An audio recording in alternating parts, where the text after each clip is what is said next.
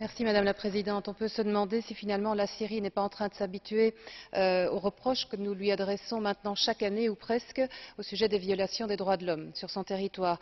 Nous ne désespérons pas pourtant d'être entendus et continuons d'attendre des progrès, plus de progrès, j'entends bien qu'il se produit des progrès là-bas, pour tous les citoyens syriens qui aspirent à davantage de liberté, notamment d'expression. Alors notre résolution concerne aujourd'hui donc tout particulièrement M. Ethan Al-Maleh, un inlassable défenseur des droits de l'homme. Cet avocat a été condamné à 3 ans de prison au terme d'une parodie de procès pour avoir, je cite, véhiculé des informations fallacieuses et exagérées portant atteinte aux sentiments nationaux. C'est le texte.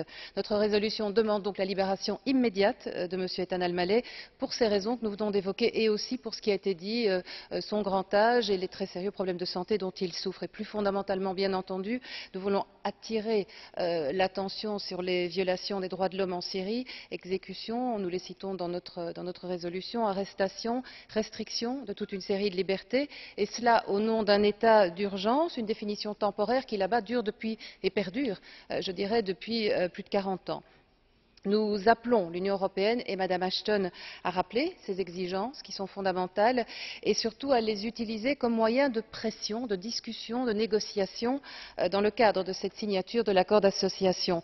On est en train de s'éloigner de ce que l'on a appelé il y a plus de 10 ans le printemps de Prague, en 2000, lors de l'arrivée au pouvoir de Bachar al-Assad, qui avait permis, dans l'espace de quelques mois seulement, d'entrevoir une éclaircie pour la société civile syrienne. Il serait temps, je pense, que la Syrie continue à mettre en œuvre toutes ces réformes qui s'imposent si elle veut donner une image digne du rôle majeur que nous espérons, que nous voulons lui voir jouer dans la région.